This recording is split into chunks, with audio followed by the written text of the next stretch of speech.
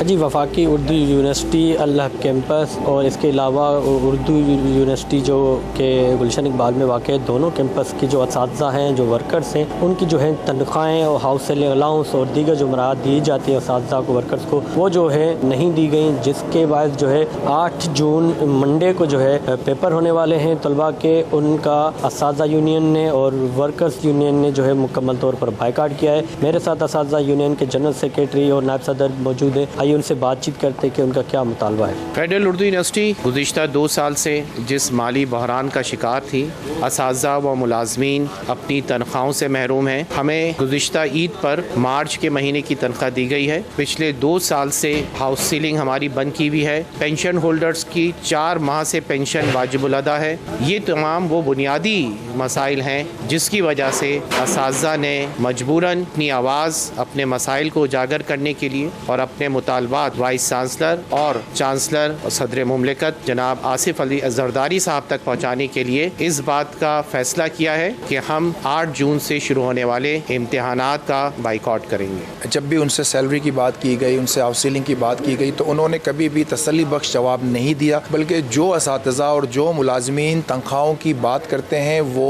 उन्हें सज़ा देते हैं, उन्हें शोकॉज नोटिस देते हैं। एक मुलाजिम ने पिछले साल ईद पर उन्हें ईमेल किया कि सर ईद पर हमें तनख्वाहें नहीं मिली हैं। उस मुलाजिम को नौकरी से बरतरफ कर दिया जो कि परमानेंट एम्प्लॉय थे। तो बजाय के मसाइल हल करने के बजाय के एफर्ट्स करने के बजाय, फंड्स लाने के बजाय, वो चाहते हैं कि किसी भी तनकीद का गला घोट दिया जाए, कोई सवाल ना उठाया जाए, तनख्वाहें नहीं मिल रही तो खामोश रहा जाए। जी, असातिज़ा यूनियन की आपने बातचीत सुनी। उनका कहना है कि जो इंतज़ामिया वफाकी उर्दू यूनिवर्सिटी की, वो जो है उनके मुतालबात अब तक जो है उन्होंने नहीं माने, ना ही उन पर कोई अमल पैरा है और ना ही जो है कोशिश कर रहे हैं इस मसले को हल करने के लिए, जिसके बाद जो है असातिज़ा और वर्कर्स जो हैं 8 जून से जो है जितने भी पेपर्स होंगे उनका वो बायकाट करेंगे। कैमरामैन मुदस्सिर नज़र के साथ जवाद अली, वश न्यूज़, कराची।